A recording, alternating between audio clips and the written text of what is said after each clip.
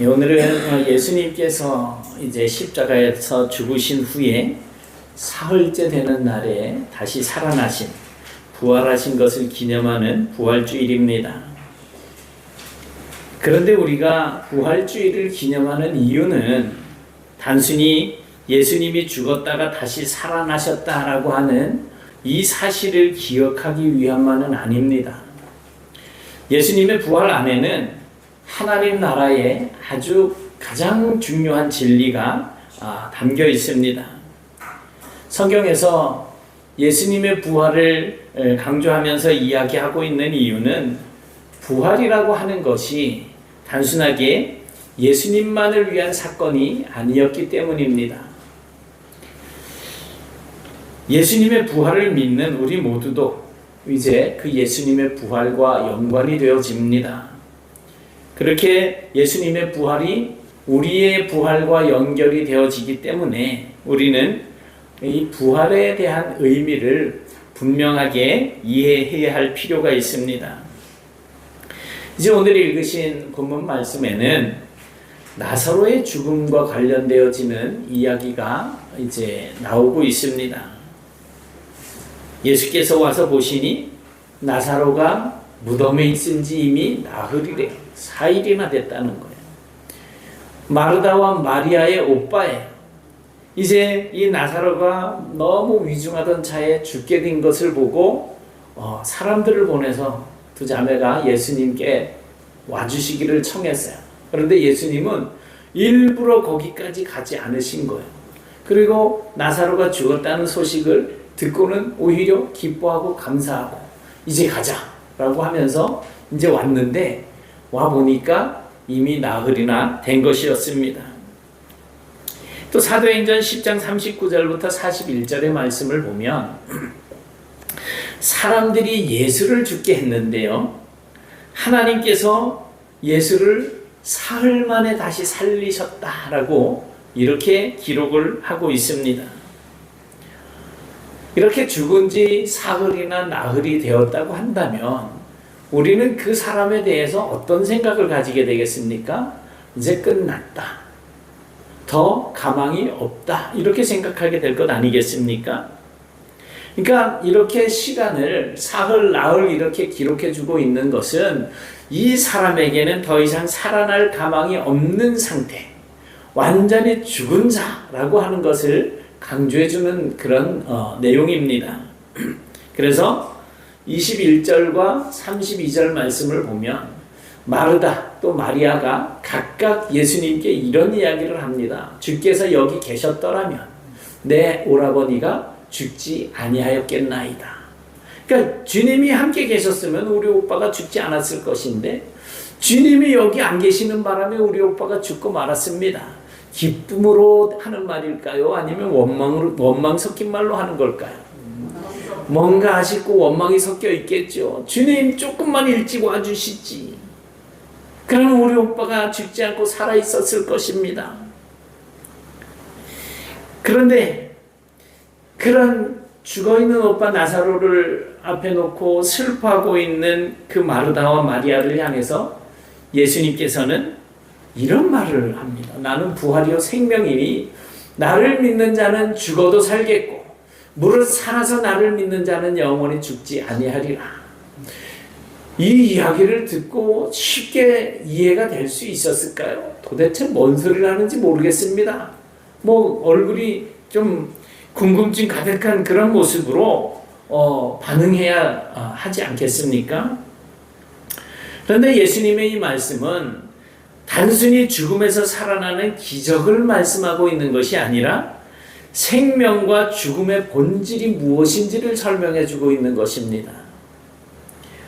이뿐만 아니라 이 나사로의 죽음뿐만이 아니라 또 세계의 역사를 살펴보면 죽었다 살아난 사람들에 대한 이야기도 참 많고, 또 성경에도 오늘 본문에 소개되어지고 있는 이 나사로 외에도 죽었다가 살아난 사람들이 참 많이 있습니다. 열왕기상 17장 22절에 보면 사르밧 과부의 아들이 죽었어요. 그때 엘리야 선지자가 기도할 때 이 아이가 다시 살아난 것이 기록이 되어져 있고, 또 열왕기하 4장 34절 35절에 보면 수넴 여인의 아들이 숨을 거두었어요. 그때 엘리사 선지자가 아이의 몸 위에 자기의 몸을 포개서 기도할 때에 생명이 돌아온 것을 기록해주고 있습니다. 그런데 특히 열왕기하의 말씀을 보면 13장 21절을 보면 아주 독특한 사건이 기록이 되어 있습니다. 한 번은 엘리사 선지자가 죽었어요. 그래서 1년 정도 이제 무덤 속에 있었으니 그 살은 이미 이제 부패해서 뼈만 남아 있었겠죠. 그럴 때 모압의 도적떼들이 쳐들어왔습니다. 근데 마침 어떤 이의 죽음을 슬퍼하면서 장사를 지내는 사람들이 있었는데, 이 사람들이 그 도적떼를 보고 장사 지내기 위해서 이제 메고 오던 그 시체를 엘리사가 이제 묻혀있는 그 묘실에다가 던져버렸어요.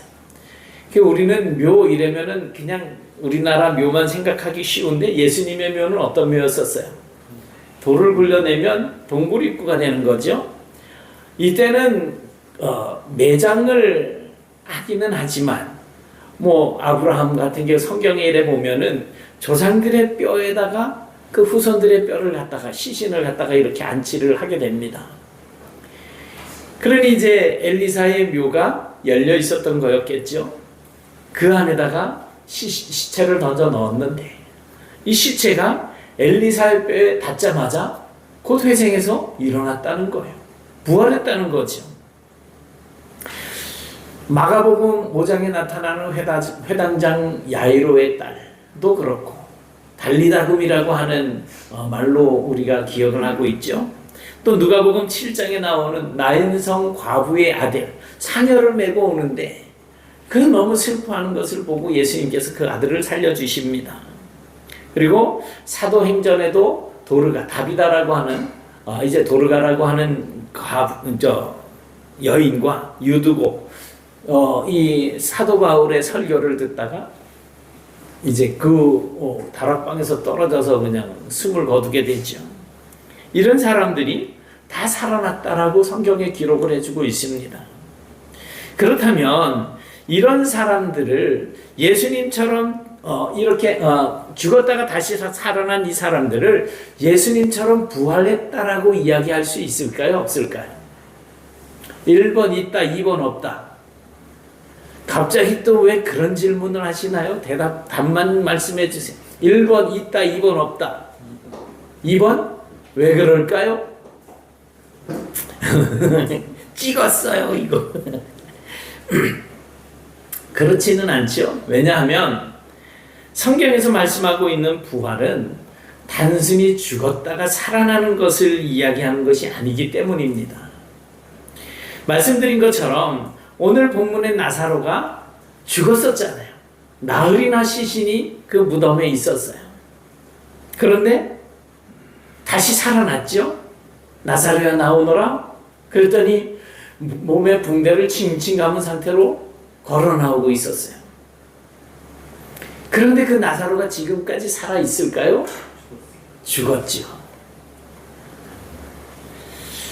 다시 살아나기는 했지만 이 성경에 기록되어져 있고 전 세계에 역사적으로 죽었다가 살아난 이런 사람들, 어떤 전에 무슨 TV에 보니까 그냥 그 묘지 속에서 이제 장사 지낸 지 그래도 며칠이 지났는데, 일주일 이렇게 지났는데 자꾸 소리가 나서 파보니까 그 안에 사람이 숨을 쉬면서 살아있더라는 거예요.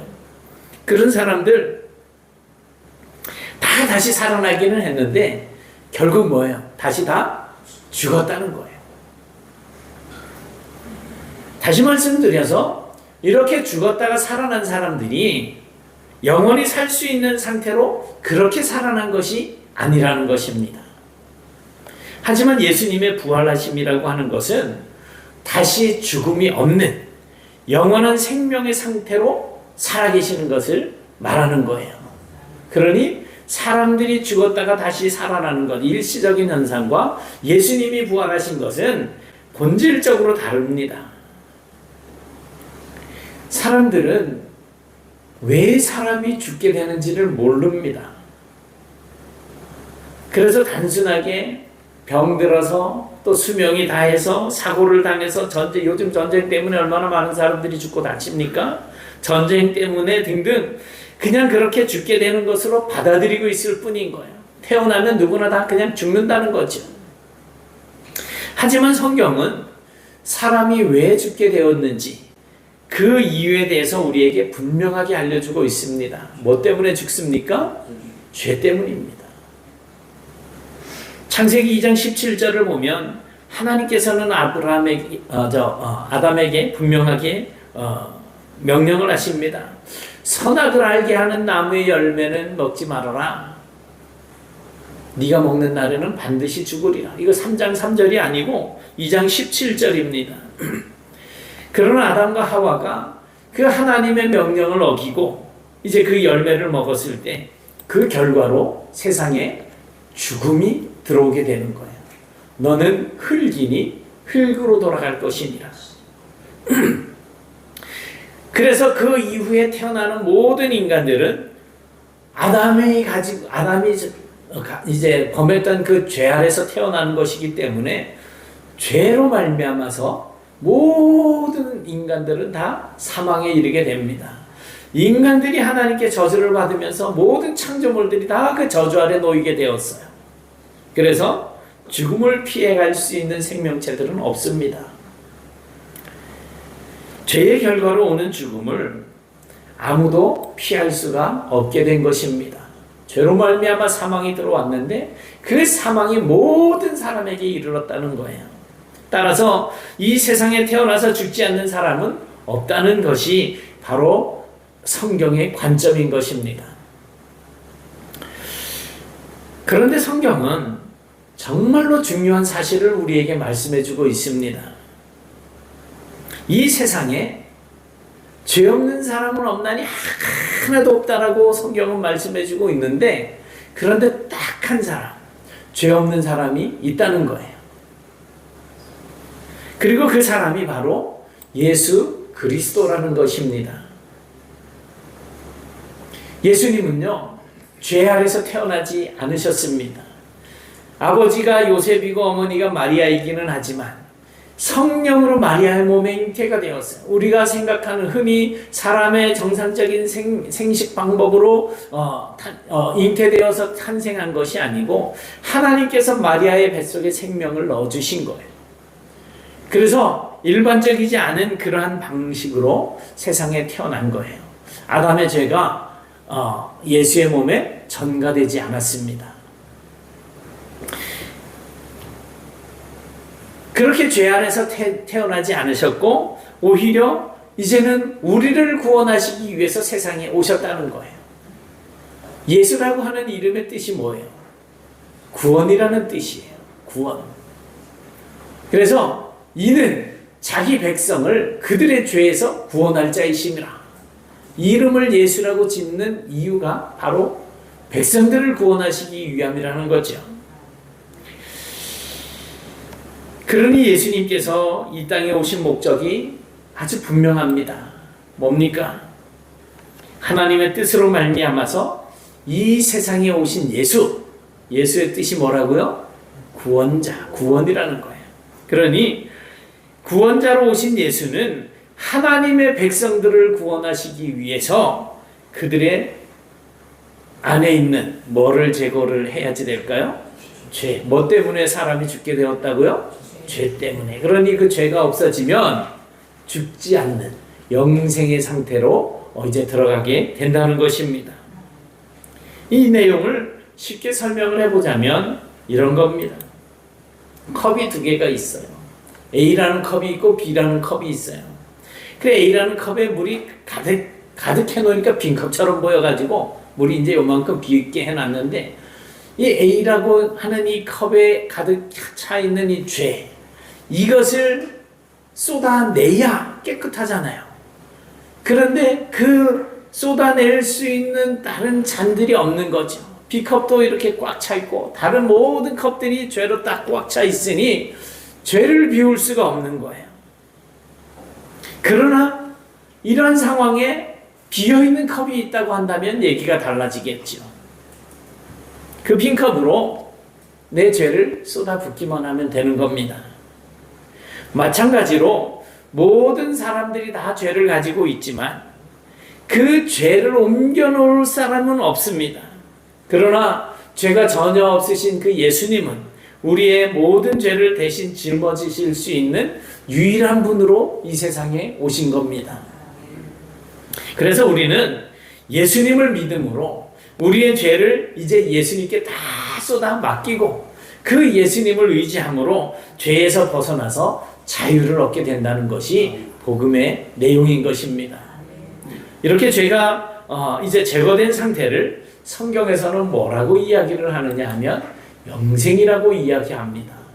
하나님이 세상을 이처럼 사랑하사 독생자를 주셨으니 이는 그를 믿는 자마다 멸망하지 않고 영생을 얻게 하려 하심이라.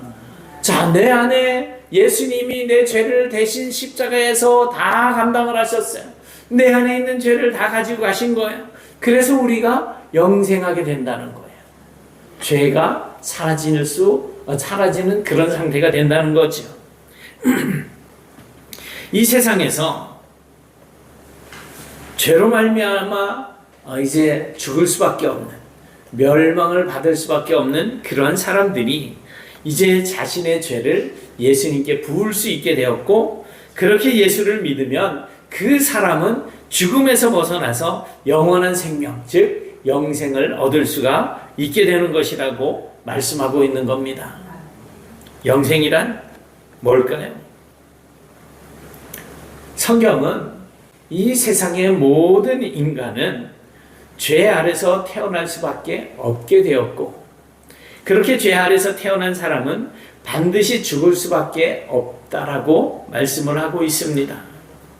그래서 죄의 삭은 사망이라는 거예요. 죄 때문에 사망이 이른 거죠. 그렇다면 죄가 있어서 죽음에 이르게 되는 것이라고 한다면 죄가 없다면 어떻게 되는 걸까요? 죄 때문에 죽게 되었다면, 죄가 없으면 그 사람에게는 죽음이라는 것도 없게 되는 것 아니겠습니까? 그러니 예수님을 마음에 영접하고 구주로 받아들인 사람이 자기의 죄를 예수님께 다 쏟아 부어버리면, 그리고 모든 것을 다 예수님께 맡기고 그렇게 의지하는 삶을 살게 된다면 어떻게 될까요? 죄를 용서받게 되는 겁니다. 자기의 죄를 예수님께 쏟아붓고 죄가 없는 상태가 된다는 겁니다. 예수님께서 우리의 모든 죄를 다 대신 짊어지시고 자신의 목숨으로 그 죄에 대한 대가를 치르셨기 때문에 우리는 더 이상 죄 때문에 우리의 목숨을 죽음으로 내어줄 필요가 없게 된 겁니다. 성경은 바로 그 사람을 죽음이 없는 영원히 살아있는 상태가 된다라고 말씀하고 있는 것이고, 이것을 성경은 영생이라고 말하고 있는 것입니다. 우리는 영생 이러면 죽어도 천국에 간다라고만 생각을 하죠. 그런데 우리 안에 여전히 죄를 담고 살면서 나는 천국 간다? 이거는 어불성설이에요. 앞뒤가 맞지 않아요. 그러므로 영생이라는 것은 우리가 이 육신의 몸을 가지고 영원히 사는 것만을 말하는 것이 아닙니다. 성경에서 말하고 있는 이 영생의 개념은 아담이 에덴 동산에서 하나님과 함께 거하는 상태를 이야기하는 거예요. 하나님과 함께 거하는 것. 그래서 성경은 하나님과 가까이 함이 너에게 복이라고 우리에게 말씀해주고 있지 않습니까? 그러니까 영생은 하나님과 함께 영원히 사는 상태입니다. 자, 그러면 어떤 거지가 구걸을 하고 있는데 부자가 이 거지에게 다가왔어요. 야, 네가 이렇게 맨날 추운데 쫄쫄 굶고 살면서 뭔 예수를 믿는다고 그래? 차라리 네가 예수 안 믿는다고 그러면 내가 너한테 먹을 거 많이 주고 따뜻한 옷도 입혀주고 우리 집에서 아주 잘 먹고 잘 살게 해줄게. 이 아이가 거부합니다. 야, 너 만약에 네가 죽었는데 네가 죽어서 간 곳이 지옥인데 거기 가보니까 예수가 거기 있어. 그러면 어떡할래? 이 소년이 뭐라고 이야기했을까요? 그곳이 바로 지옥이라고 하더라도 거기에 예수님이 계시다면 그곳이 천국입니다 라는 이야기를 한 거예요. 그러니까 영생이라고 하는 것은, 구원이라고 하는 것은 바로 하나님과 함께 있는 상태를 이야기하는 거죠. 죄가 없는 상태, 하나님과 단절되지 않은 상태, 하나님과 영원히 함께하는 상태, 이것이 바로 부활입니다. 예수님의 부활은 단순히 죽었다가 다시 살아나는 것을 이야기하는 것이 아니라 예수님의 부활에 우리가 동참해서 주님과 함께 동거하는 삶을 사는 것, 그것입니다. 그러니까 성경에 등장하는 많은 사람들도 다시 살아난 적이 있습니다. 그러나 그들은 결국 다 죽었죠. 하지만 예수님의 부활은 다릅니다. 죄가 없으신 분이 우리의 죄를 대신해서, 나의 죄를 대신해서 그 죄에 대한 형벌로 십자가에서 죽으셨다가 다시 죄 없는 상태로 살아나신 거예요. 죄 없는 상태로. 다시는 죽지 않는 생명으로 돌아가신 것입니다. 성경은 이렇게 죽음 아래 있을 수 없는 상태를 부활이라고 이야기한 것이고, 부활한 상태는 곧 영원히 살아있는 상태, 즉 영생이라고 우리에게 말씀해주고 있는 것입니다. 여기에 대해서는 오늘 본문에 예수님께서 마르다와 나누었던 그 말씀을 다시 한번 봐야 합니다. 25절부터 27절까지 한번 같이 보겠습니다. 시작. 예수께서 이르시되 나는 부활이요 생명이니 나를 믿는 자는 죽어도 살겠고 무릇 살아서 나를 믿는 자는 영원히 죽지 아니하리니 이것을 내가 믿느냐. 이르되 주여 그러하외다. 주는 그리스도시요 세상에 오시는 하나님의 아들이신 줄 내가 믿나이다. 아멘. 그렇다면 여러분, 누가 부활에 참여할 수 있을까요? 예수님의 부활에 참여할 수 있는 사람은 이렇습니다. 자기의 모든 죄를 예수님께 다 쏟아붓는 거예요. 내 안에 죄가 없는 상태를 만들어 가는 거예요. 그리고 예수님께서 나의 모든 죄를 대신 지시고 십자가에서 죽어주신 것과 예수 그리스도가 나를 구원하시는 구세주인 것을 믿고 그것을 입으로 고백하고 그렇게 받아들이는 사람이 바로 예수님의 부활에 참여하는 것입니다. 마음으로 믿고 입으로 시인하여 구원에 이른다라고 말씀하고 있지 않습니까? 그 사람이 죄사함을 받고 영생을 얻은 사람이고 또한 예수 그리스도와 함께 영원한 부활에 참여하는 사람이라고 하는 사실을 기억하시기 바랍니다. 요즘도 죽었다가 살아나는 사람들 많이 있는 거 아시나요? 요즘 정말 많이 살아나요. 의술이 좋아져서 그렇겠죠. 교통사고가 났어요.